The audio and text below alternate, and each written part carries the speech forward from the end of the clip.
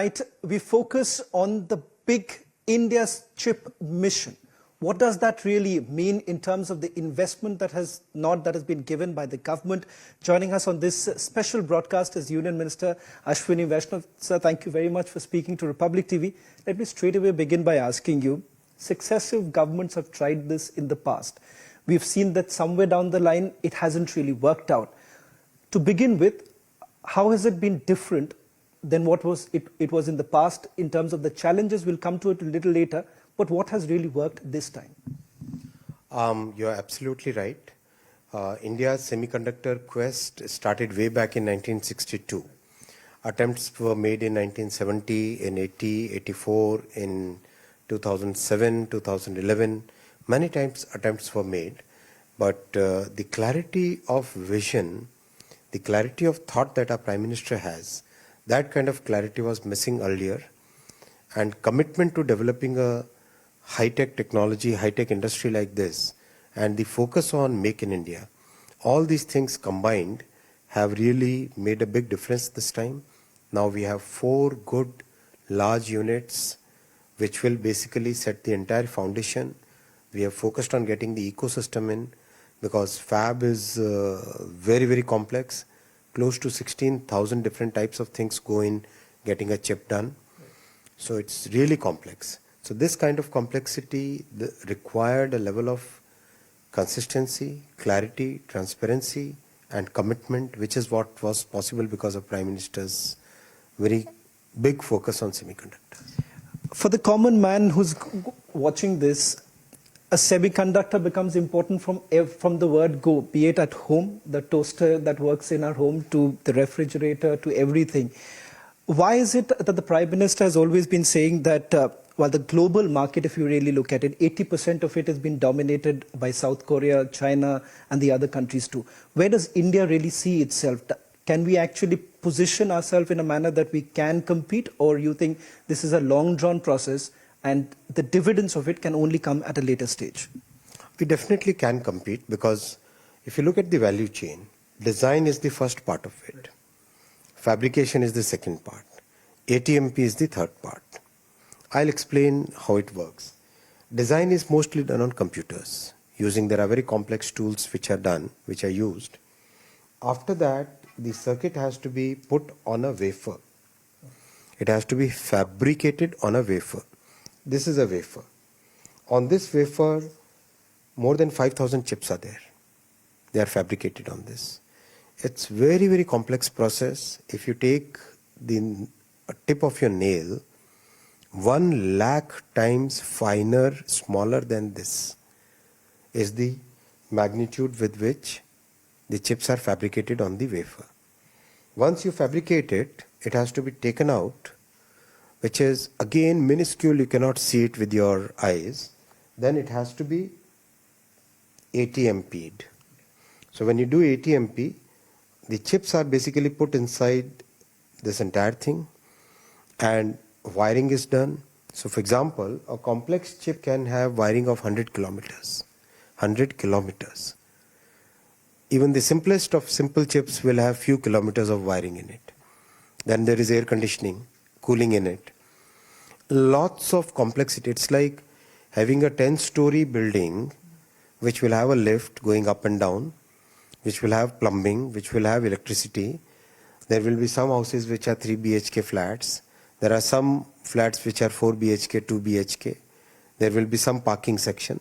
So that entire, just like a large complex of building, similarly a chip can be very, very complex inside. Then this chip is done as a part of the ATMP process. Then it goes into a circuit, and a circuit is what practically goes into every device. So practically every device that is either switched on or switched off, whether it's your refrigerator, your TV, your toaster, your scooty, your car, your train, metro, aeroplane, the mic that you're holding, the watch that you wear, everything has semiconductors in it. From missiles to trains and from aeroplanes to refrigerators. Everything has semiconductor. It's very important to get this foundational industry in our country. Like steel, like chemicals. If you have steel industry, you can have many more downstream industries. If you have chemical industry, you can have many more downstream industries, right? Same is the case with semiconductors. Once you have semiconductor industry, module manufacturers will come to India, laptop manufacturers will come to India, your automobile manufacturing gets a quantum jump, mobile manufacturing gets a boost. So all these industries, entire manufacturing space today requires semiconductors. That's why this focus on getting the semiconductor industry into India. Talking about the incentives also that the government had announced back in December 2021, that announcement was actually made. Is it also keeping in mind the kind of incentives that our allies, for example, in EU, the United States of America, that entire argument that are their incentives more attractive in nature, which brings in several other companies? I'm not getting into specifics of any company at this point in time. What really happens in terms of the investment plan or the incentive plan in the days to come? Will that be a major focus area also? Globally, the industry is today seen as a strategic industry. And only a handful of countries actually have this industry. So a lot of emphasis is being given by governments across the world. I wouldn't take any names, but there are countries which are investing 150 billion US. There are countries which are investing even $280 billion. That is the kind of investment that many of these large tech-focused countries are making.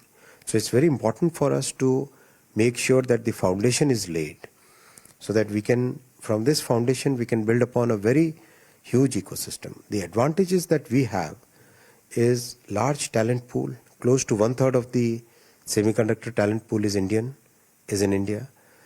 Every large company that you see, semiconductor company, will have practically majority of their technical personnel from India, Indian origin, maybe other country citizenship, but that's the kind of talent we have. With stable policy, with big focus on manufacturing, and with the incentives, the industry has come to India, and in the coming 5 years, we will see the next level where we'll see many more fabrication units, many more fabs, many more ATMP units, but we'll also see full chip sets being designed and manufactured in India. I also want to ask you this, Minister Vaishnaw, perhaps it's a personal interest also because we come from that very place. The Prime Minister time and again has spoken about Act East in the sense that northeastern states should be brought into the development aspect arena. This is yet another industry where you're bringing in the northeast into the focus. Can you tell us how it really impacts the northeastern states, particularly, especially with the kind of announcements that have been made? Our Prime Minister is very focused on development of Northeast. Highway connectivity, railway connectivity, optical fiber connectivity, electrical power supply connectivity, everything he has put focus. He has visited Northeast more than 50 times in his 10 years. No other Prime Minister would have ever done this kind of visits to Northeast. And today, such a high-tech industry, like semiconductor industry, Prime Minister has approved the proposal of Tata Electronics to set up the semiconductor unit in Assam. And this will become a major boost. It's a 27,000 crore investment. This will create large number of downstream industries. We can very clearly see electronics manufacturing going into Northeast in the coming years. So there is very big focus on getting the high-tech industries to Northeast because this is where the future is. So how do you see that really panning out, particularly in the states like Assam? Do you see that would it be spreading to the other northeastern states, or right now the focus would essentially be keeping in mind the logistical aspect, the infrastructure development that has already taken place in the state of Assam? Does it spill over to the other states also? I can clearly see it will benefit the entire Northeast. Minister, let me also take one more question with regards to the talent pool that you made a mention. Earlier, most of our talent pool, particularly when it comes to the semiconductor industry, had to move out because the opportunities were less. R&D becomes another big challenge because we did not have that facilities were not available in the past. So how does that really change? Is that also a focus area right now? Absolutely. We have tied up with 104 universities. And we have taken most expensive and complex tools and made available to the startups and incubators and the students and academia, made those complex and expensive tools available to them as a part of this exercise. So 104 universities are today getting opportunities to design, to learn, to do research and come up with new types of solutions. New ideas can be tested. So the focus, getting all the three parts of the value chain, design, fab, ATMP, making sure that the talent pool gets further developed, making sure that the entire ecosystem comes to India. This becomes the full semiconductor industry, and then comes the downstream industry. Downstream is all your electronics manufacturing, automobile manufacturing, everything. And the upstream is hundreds and hundreds of chemicals and gases. So this is the complete picture. So with this part coming in, the upstream will develop and the downstream will develop.